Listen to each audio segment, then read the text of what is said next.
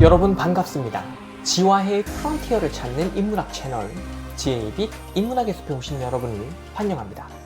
오늘 우리는 중세 철학에서 등장한 어컴의 면도날이라고 하는 이 유명한 이론을 만나보고자 하는데요. 본시 이것은 어떤 현상을 설명할 때 불필요한 가정을 최소화해야 하며 이런 설명이 진리에 가깝다는 것을 뜻합니다. 그래서 단순성의 원리 또는 경제성의 원리로 불리기도 하는데, 오늘날 이것은 논리학에서도 그렇지만 특히 과학 분야에서 중요하게 사용할 정도로 그 유명세를 타고 있으니 중세 철학이 배출한 최고의 슈퍼스타급 이론이라고 평가할 수 있겠네요. 그러므로 이제부터 제가 여러분이 이해하기 쉽도록 이 내용에 대해 강의해 드리도록 하겠습니다.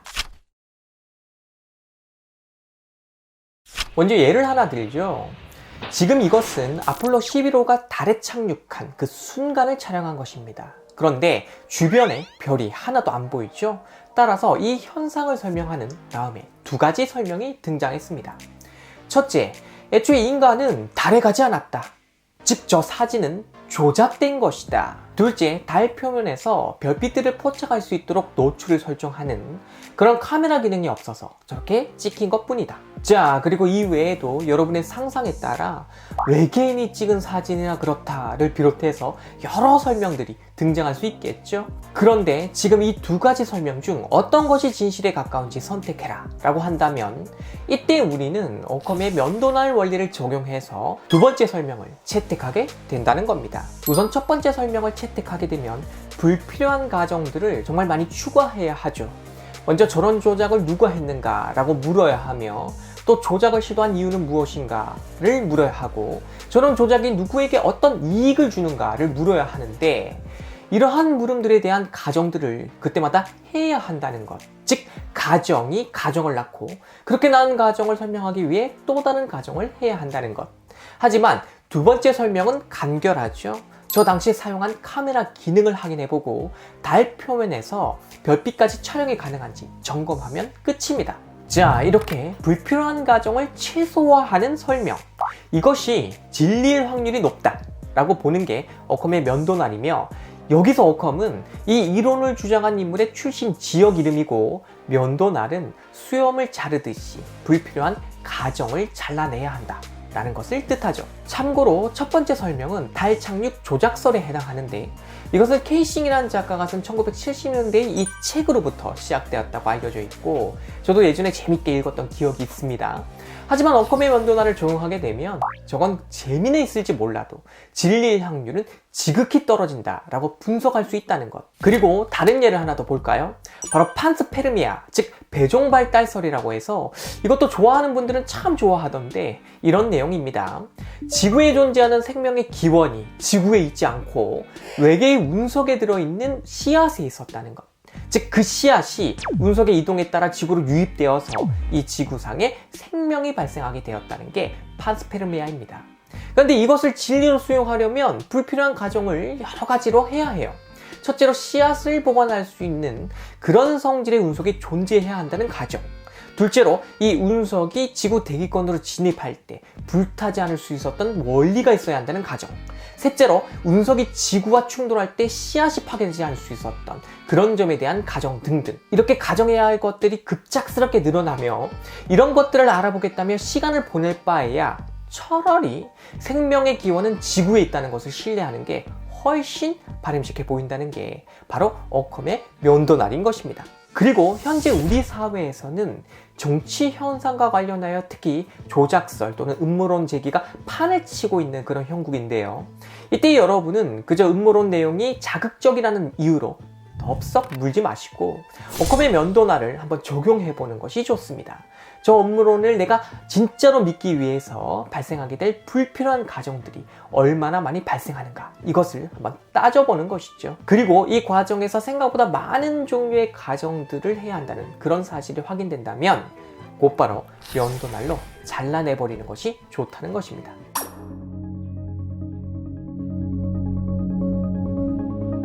어컴의 면도날, 이것이 가장 잘 적용되고 있는 분야로 우리는 과학을 꼽을 수 있습니다. 본신 뉴턴은 진리는 언제나 단순함에서 발견되어야 한다라고 했고, 아인슈타인도 만약 당신이 단순하게 설명하지 못한다면 그것은 당신이 제대로 이해하지 못한 것이다 라고 하여 오컴의 면도날과 상통하는 정신을 잘 보여주었죠. 그리고 이러한 정신을 잘 구현했던 대표적인 사례로 많이들 꼽고 계신 것이 코페르니쿠스의 지동설입니다. 본시 그가 살았던 시대는 천동설이 주류였죠. 지구가 우주의 중심이고 나머지 행성들이 지구를 중심으로 돈다는 것. 그런데 이 천동설에 따르면 금성이나 화성 등이 움직이는 그 궤도가 오락가락하는 현상을 설명할 수가 없다는 이런 문제가 발생한다는 것. 그래서 천동설을 신뢰하는 학자들은 저 당시 이 현상을 설명하기 위하여 규전론이라는 가정을 하나 세우게 되죠. 즉 불필요한 가정이 추가되는 겁니다. 하지만 코페르니쿠스가 볼 때는 지구가 아니라 태양이 중심에 있고 지구를 비롯한 나머지 행성들이 이 태양 주변을 돈다고 보는 관점, 즉 지동설을 적용했을 때 행성들의 궤도는 훨씬 단순하면서도 잘 설명이 된다는 것을 알게 되었다는 것입니다. 지금 보는 이 두 장면을 보시기 바랍니다. 이를 통해서 확실히 확인이 되는 것이죠. 따라서 지동설은 주전원이라는 불필요한 가정을 할 필요가 없다는 것. 이처럼 코페르니쿠스는 불필요한 가정을 하지 않아도 되는 지동설에 주목했고, 이후로 이것은 오늘날 우리에게 진리로 입증되었죠. 이러한 오컴의 면도날 원리는 현대과학에서도 여전히 중요한 원리로 사용되고 있습니다. 대표적으로 개통학을 이야기할 수 있는데, 본시 이것은 생물의 개통 발생을 연구하는 생물학의 한 분과거든요. 그래서 개통학은 식물의 특정 분류군, 가령 겉시식물, 속시식물, 선태식물 이렇게 있을 때 이것의 공통 조상으로부터 현재 이 식물종에 이르는 그 진화 과정을 설명하는 이론을 세우게 되는데, 이때도 여러 이론들이 등장할 수 있는 거 아니겠습니까? 이때 그 여러 이론들 중 어떤 기준으로 채택을 하게 되냐면 가장 적은 단계의 진화적 변이가 반영된 이론을 채택한다는 것. 즉 가장 단순하게 설명이 가능한 이론을 채택한다는 거죠. 왜냐? 불필요한 가설들을 최소화하는 것이 진리에 가까울 수 있으므로. 이처럼 오컴의 면도날은 과학 분야에서 중요하게 쓰이는데, 이 외에도 디자인 분야에서도 이를 적용할 수 있습니다. 하나의 현상을 설명하는 두 개의 내용 중 불필요한 가정을 많이 하지 않은 설명이 더 진리에 가깝다. 이게 오컴의 면도날이잖아요. 마찬가지로 기능의 퀄리티는 똑같다고 했을 때, 이러한 기능을 갖춘 두 개의 제품이 있을 때 불필요한 요소들을 최소화한 디자인, 즉 직관적인 성격의 심플한 디자인이 더 좋은 디자인이 될 수 있다는 것. 그래서일까요? 아이폰이나 아이패드에 홈 버튼이 사라졌죠? 그리고 이제는 노치 부분도 없어진 것 또한 오컴의 면도날과 통하는 면이 있어 보입니다. 자, 그렇다면 이러한 오컴의 면도날은 철학사에서 어떤 배경을 가지고 등장했고 어떤 영향을 미쳤나 하는 이 내용을 지금부터 좀 봐야 하겠죠? 왜냐? 여긴 인문학 채널이니까. 그러니 중요한 내용은 이제 다 본 거 아니야? 하면서 우리 채널 나가려고 하지 마시고 철학적 배경에 대한 이야기까지 잘 챙겨서 들어주시기 바랍니다. 최대한 간단하게 오컴의 면도날 정신에 입각해서 제가 설명을 해드릴 테니까요.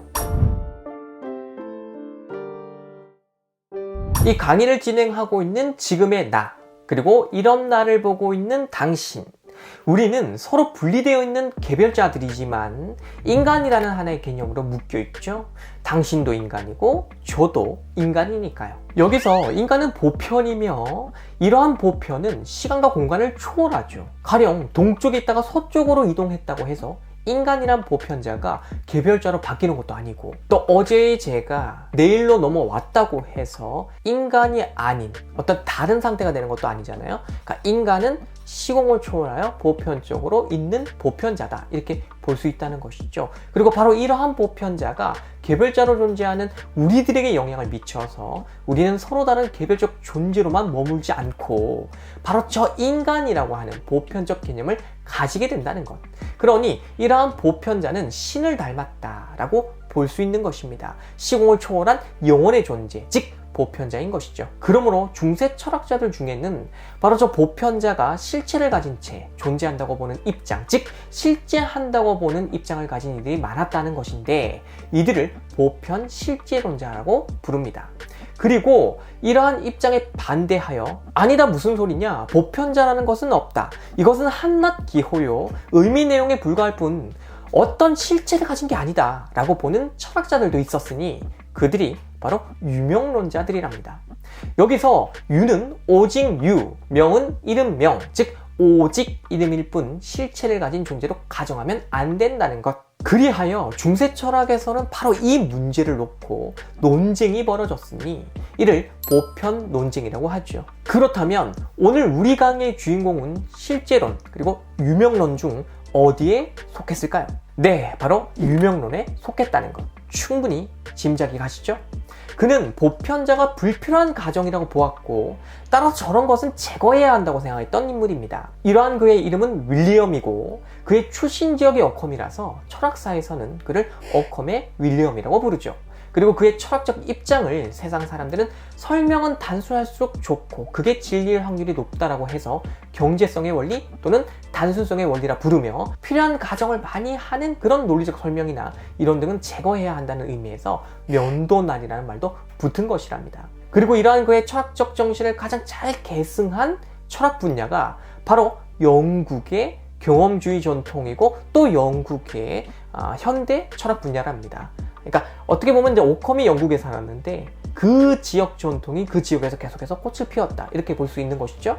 가령 영국의 존 로크는 데카르트가 가정했던 본유관념이라는 것을 면도날로 제거했는데 여기서 본유관념이란 인간이 태어날 때부터 가지고 있는 관념, 즉 배우지 않아도 알고 있는 그런 관념을 뜻한다고 보면 됩니다. 하지만 로크는 인간을 설명함에 있어서 이런 가정은 불필요하다 이렇게 본 것이죠. 또 영국에서 등장한 공리주의는 인간의 복잡한 내면의 심리 세계에 대한 여러 특징들을 가정하지 않고 인간의 쾌락을 양적으로 계산할 수 있다고 보는 매우 단순한 입장에서 윤리와 정치 철학을 펼쳤는데 이 또한 어컴의 면도날 정신이 그 전통으로 작용했다고 볼 수 있는 것이죠.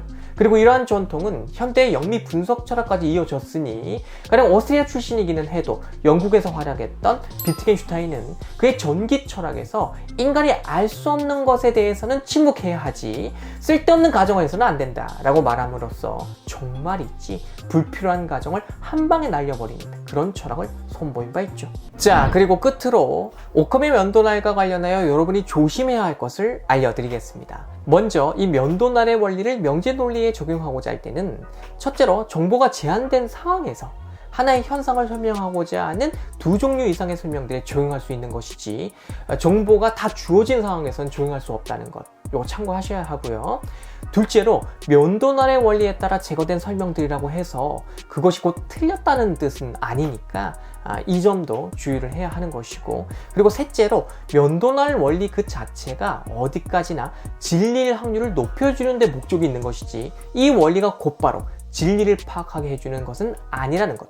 그러니 이러한 내용들을 여러분이 잘 참고하면서 오컴의 면도날을 논리적으로 활용해보면 좋겠다라는 말씀을 드리고 싶고, 그리고 오늘 우리 강의에서 만난 이야기 외에도 여러 분야 이것을 적용할 수 있으니까 여러분이 직접 찾아보시면 정말 재밌고, 또 자기 자신에게도 내가 평소에 하는 사고의 습관에 오컴의 면도날 적용하면 어떻게 되나 이런 것도 한번 보시면 유익한 시간 가져볼 수 있을 것이다 라는 말씀 끝으로 드리면서 오늘 강의 모두 마치도록 하겠습니다. 감사합니다.